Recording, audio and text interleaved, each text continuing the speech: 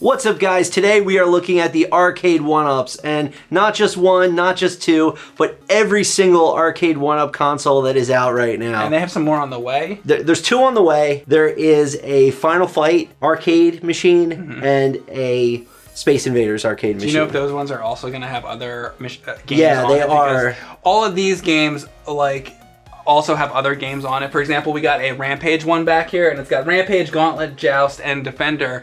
So basically, these are machines that have been put out, I guess, sort of for the holiday season. When did they originally put these out? They came out in November. Okay, so they came out in November. So basically, these are Christmas items. These are items, basically, this is my thought, they're basically for fathers who are in their 30s or 40s to show their kids, now, you know, our generation has kids. Yeah. And why I think that, too, is because these machines, they're relatively short, so they're kind of made for a kid to stand at them. Which is kind of cool, and because an original arcade machine, if you wanted to have one for your house, most times they would cost thousands of dollars to get one. People don't have that kind of money to go around, so these things are a couple $100s. They're more affordable. They're depending on the deal you get, they're between $200 and $300, $299. Some of them I got for $2.99. Some of them I got for $2.49. Just depends when you bought it. And you got it like at Walmart and Fry's and two of them are Walmart exclusive. The Pac-Man and the Galga are Walmart exclusive. The Pac-Man is super hard to get. It was like a Black Friday item. See, that's too bad because we just played some of them, and actually the Pac-Man was one of the better ones. So. Yeah, there is like a mega bundle that's at Fry's that has like all the games in the Centipede plus a few others. So it has sticks and it has the trackball. So okay, that's pretty cool. Think of these as IKEA furniture that happen to be video games as well, because they come flat packed. They come just like you would buy something at IKEA. You have to take it out, you have to put it together, but you don't have to be an arcade expert because you don't have to wire the buttons. They're all pre-wired. There's just a ribbon cable. You don't have to know anything about computers or monitors or anything. It's just you plug in a cable, you plug in the power, you build your IKEA style building, and then you turn it on. Yeah, and I do want to say there's going to be a lot of you dudes on here on Cinemassacre that are watching. This is not for the hardcore collector. Yeah. The hardcore guys are not going to want this. They're going to want real machines. We know that. This is not for the hardcore people. This is just for regular folk. The buttons are cheaper than the cheapest Walmart buttons you could find. The sticks are cheaper than the cheapest arcade sticks you could find. The dial for like Tempest is like a plastic piece. But it's functional and it works. And if you're not running them through video game conventions like I am, it should stand up. Under hard use, I did have like buttons go that I had to fix and things like that. But when I was just using them with my friends and family, it did the job. Yeah, one of the things that's good is, so Ryan puts on a video game convention. There's too many games and there's gifts for gamers and all this stuff. And a lot of these retro video game conventions, I always say, one of the first ones I ever went to, all it was more like a swap meet. And you go there to buy games, and that was basically it. And then they had some arcade machines. And that's what I liked about video game conventions, just buying the games and, playing old machines. And it's great to go and do that. But, actually to bring a bunch of huge, real arcade machines to a convention, it's a lot, and a lot of conventions will do it. And you have real machines there, yeah. But these are good to have at conventions because they're easier to get there, for one thing. And the other part of it, like I was saying about kids, if you have your kids, I've seen at conventions, fathers will have their kids up in their hands to have their kid like reach it because they're tall. Like kids are not tall enough, really. Like little kids I'm talking about to reach the machines. So these are better, for little kids to be able to actually be able to play because it's at their height level. I have them here. I bought the optional riser that gives it about 2 more feet of height that puts the buttons at a normal arcade height. Now, it's fine for me because, I'm under 6 foot. But if you're over 6 foot, even with the riser, you probably want to play it without the riser seated in a chair. Yeah, you want to be sitting because it raises the buttons, but it doesn't raise the monitor. So yeah, we had some taller people that I know, and they're like, oh, I'm looking down at the screen, so it's not as authentic an experience as it is for me being shorter. Yeah, now in the other room, I don't know if we're going to show any B-roll of this, but Ryan actually has several actual arcade machines. how difficult are these to put together for the average person? Anybody can do it. Yeah, because my only thought about this would be like, if I was thinking to order this, I'd be like, how much of a bitch is this going to be once it comes to my house that I have to... How much time does it take? You'll put it together in under an hour. Okay. Easily. Okay. And there's nothing like too tight, because I haven't put any of these together. No, it's pretty easy. You build IKEA furniture. Okay. You stick a ribbon cable in. You stick a power cable in. Okay, so it's easy. Okay. Yeah. So there you go. If you want to do it, it's not too difficult to put together. Yeah, so what we're going to do is go down the list from beginning to end, and we're going to show you each one and our thoughts on each. All right, so here we got Rampage. Let's check this out. The punch works well here. Let's see the jump. Like, the buttons seem to function well. Doesn't seem to really be any lag on it. The control stick is fine. What I like about this game is this is a game where you want to play the arcade version out of any of the other versions because it looks really great. Well, yeah, this is definitely better than like the NES version. There's a little bit of God, I don't know what to even call it, a little bit of flickering or something going on the right there. There's one thing I want to mention. I haven't contacted their tech support about this yet, but Gauntlet, once you get up to a level in the 30s, the game actually starts scrolling wildly. Oh, really? And they have issued an update to that. So how do you use a way to update it somehow? You're gonna have to replace the board. So if I want to replace this game board, I'm gonna have to unscrew it, put a new board in, and then it's just 3 connectors. Yeah. So what's funny too is, it comes with the Rampage thing. There's no like other overlays that you can put on it. Like, this is the Rampage one. Right. So they had to pick one. They probably picked the one that they thought had the best art, I guess. Yeah. I do have to say that the art of these machines is fairly accurate to the games themselves, including on the Street Fighter cabinet. There's a misspelling on there. Mm-hmm. And they left it. Now this is going to be a little bit different because this has the trackball controller. Centipede is one of my favorite arcade games of all time, so I'm going to be a little bit more, anal about this. Now, last time I played this over here, this trackball really sucked. I think somebody's fixed it since then, because it's still not as good as a trackball would be on an actual machine, and who would expect it to be, really? Because those are so heavy built original like Atari games. But this trackball controller, from what I remember playing this last time, this was the worst of these games because the trackball has to be really accurate, and this is. I do say it feels better than the last time I did it. You did something to it. So. The way it was mounted, it was actually screwed and glued. Yeah. I unscrewed the shroud. I unscrewed the trackball. Yeah. I scraped all the glue off. Uh-huh. And then I screwed it all back together. Okay. And when I scraped all the glue off, I pulled the ball out. The other thing I did is it's actually mounted. It's not screwed all the way tight against it. Okay. I gave it some tension, like it was torqued all the way down. It's less torqued than it was. Okay. So I think it's not pressing on the ball as hard. Okay. So Ryan had to do a lot of work to make this as functional as it is now. It's not perfect. It's not like a real machine, and that affects a game like this much more so than like Rampage or a game like that, because that you're just gonna be moving left and right and hitting the buttons. With this, the control has to be very accurate, and you can even see if you like look here, like it's almost like jittering, and you can't really. It makes it very hard to play this game. Like I could probably get like a little bit somewhere, but if you're getting up to the higher levels, you're gonna be screwed unless your trackball controller is perfect.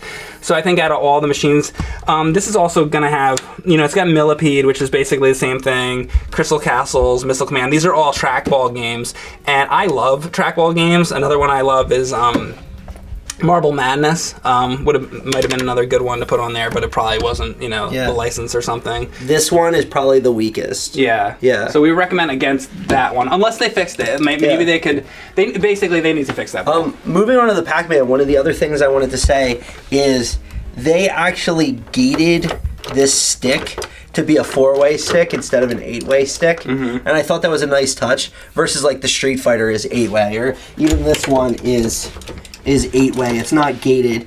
And they did the same thing on Galga. The Galga is gated to be a 2-way because you only go left and right. This is the first time that I have played this machine. I don't think it was built last time I came over, and I'm just testing it out real quick to see how it feels. So far, it actually feels surprisingly pretty damn nice. It's got a nice... See, I have a Pac-Man machine at home, and I've obviously played it a lot in the arcade. This feels pretty damn good, I'm gonna admit. But see what I mean? If you had an 8-way stick in here, yeah, it would feel crappy. Yeah. Oh, is it just broken? It's broken. That one's broken. But that might be... Probably not the machine, it's just this... Oh, hold up. Something's wrong, yeah. Yeah, these were just at a convention. Yeah, so you know. Okay, so that one's broken. So I don't know. I can't judge that one. Let's see. You're better to talk about this. So I'm not a fighting game guy, so you go. Okay. So the first thing is that this has Street Fighter 2 Champion Edition, but it also has Super Street Fighter 2 New Challengers and Super Street Fighter 2 Turbo.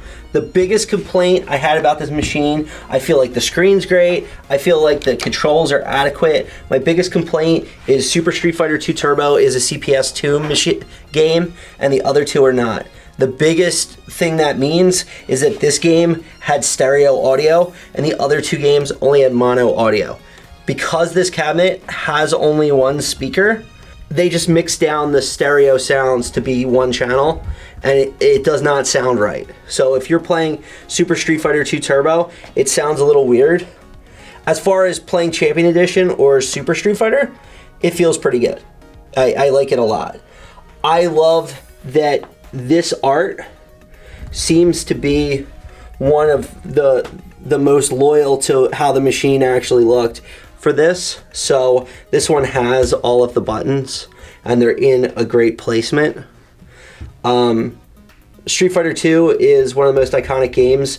I would have liked if this collection maybe had other Capcom fighters on it, because these three games are basically the same game with very little difference.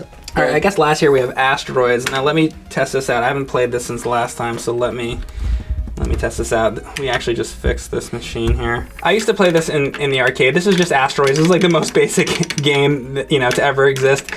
I think people are surprised a lot that this game, is just buttons, and they're that it's not stick controls. But one of the things about this game that the most standout feature, if you played the original machine, is that this game is supposed to have a vector screen. So I definitely think not having the vector screen takes away a lot of the appeal of playing this. However, I am going to say that the controls work fine on this. I think that if you were going to introduce a kid to this, this would be fine. It's obviously not as nice as an original machine. None of them are. So don't expect that. Going into that, don't expect that any of these are going to be as cool as having an original machine. However, this one works well. You know what? The controls work nice. I don't have a lot to say. The art's nice. I mean, it has the general look and style, of the old machines. The other games on here, you got Major Havoc, which I haven't really played too much. Lunar Lander's cool. My favorite game in this collection is Lunar Lander. I think it's it's really great. It's not a game where you shoot things. It's not a game where you're trying to, do stuff. It's just a game where you're trying to land on the moon. And let's do that. Let's do Lunar Lander. It's really cool. As you put coins in, you get more fuel. Like you can see, I have 1,500 fuel. Oh, now I have a bunch more fuel. And if you look, I'm trying to land my spacecraft on these either 4x or 2x landing zones. And you can see I keep track of my horizontal speed and my vertical speed. So the first thing I'm going to want to do is... I like you see the little fire coming out of the the first thing I'm going to want to do is zero out my horizontal speed. So my horizontal speed's 0. But I'm still coming at the ground really, really fast. Yes, slow down. So I'm going to die. We're not going to make it. You're going to make it. I'm not going to make it. I'm probably going to make it. All right. Come on. I like that it went into like a close-up angle. Yeah, that's crazy that a game this old does that. Nice. There you go. Congratulations. That was a great landing. 100 points. Now, if I would have landed over at this landing zone, I would have got 200 points. Bye. Yeah, look, you just destroyed a 100 megabuck lander. 100 megabucks. That's a lot of bucks. Yeah. All right, I want to try Tempest. You gonna play Tempest? I'm worried about Tempest. It's not.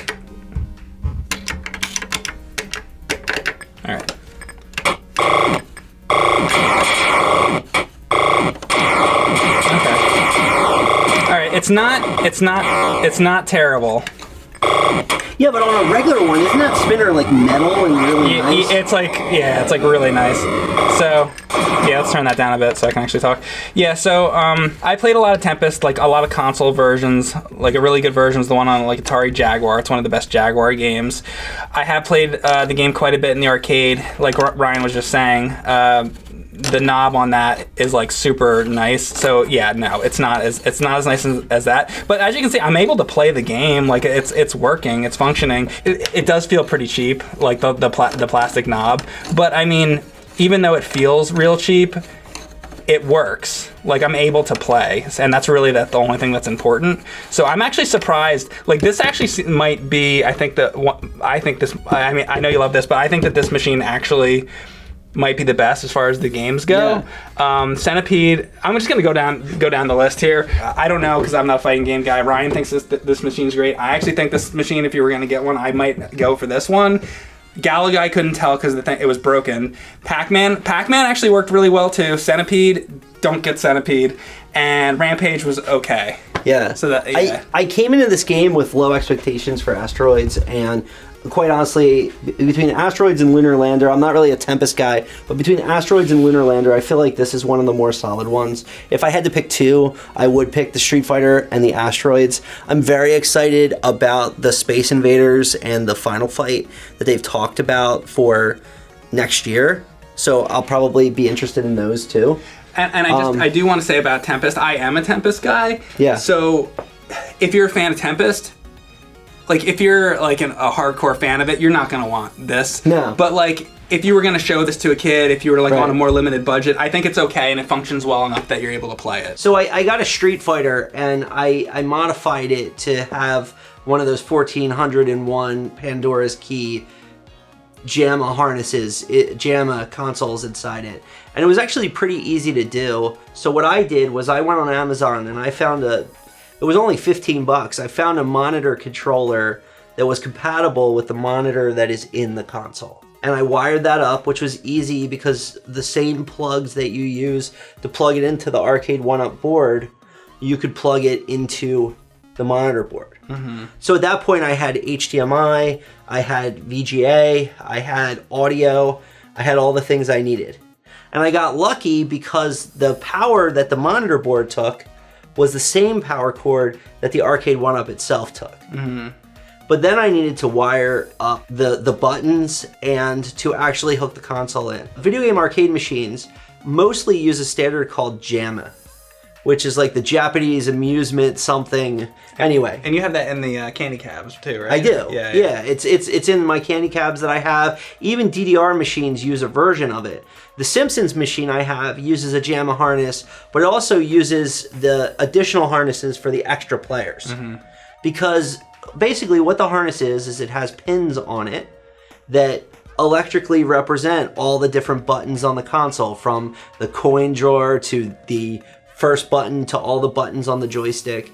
The system just sees it as buttons. We could even wire up, down, left, and right to buttons if we wanted to, and it would work. So what I did was I unscrewed the shroud on the bottom, and I looked at the buttons, and I noticed that the buttons were super cheap, and they were like soldered together. Did you replace them? So I replaced every single button and the stick. Now where'd you get the replaceable buttons? I got them on Amazon. Got them on Amazon. Yeah, and they're way nicer than the ones we had. A real arcade joystick is wider than what they have. Mm-hmm. So I had to drill out the holes, which I did. I got a hole saw, which is like what you would use to install a new doorknob. And I drilled out the holes. I mounted up all my buttons. I screwed them in my JAMA harness. But then you need power. Yeah. So I bought an arcade power supply, but you could do it with a computer power supply too. I cut the JAMA harness, I extended the wires, and then I put a power strip inside. Did you also just get an arcade power supply off Amazon? Off Amazon. There you go. Yeah, so everything is from Amazon these days. So buttons were $30. Button and joystick was $30. The VGA board, the controller board for the monitor, was $15. The power supply was $15. I bought a spool of wire, which was a couple bucks. Heat shrink and clamp-on connectors. I got my heat gun. So what you need is you need a screwdriver, you need a heat gun, you need, I mean, you could solder the connectors if you want to, or you could just heat shrink them and twist them and stuff like that. I did all that. The only hacky thing about it is the left joystick kind of bangs against the side, so I had to build a custom heat shrink type thing to keep the two connectors from rubbing together. But once I had it up and running, I had 1,400 games. I could play, you know, all the Street Fighter Alpha, Street Fighter 3. Is that the same thing that you would use to put in your other thing? It's the same. That's what I bought it for. Thing. I had it laying around. You had it already. So my final thought is kind of like, again, if you're a hardcore collector, this isn't going to be for you. If you're a regular person and you're looking for like a Christmas present, I think this, for a little kid, this would be a cool Christmas present, right? To put under the tree. Definitely. I could just imagine the dad, like the night before Christmas, like putting this thing together at the last minute to put under the tree or whatever, you know?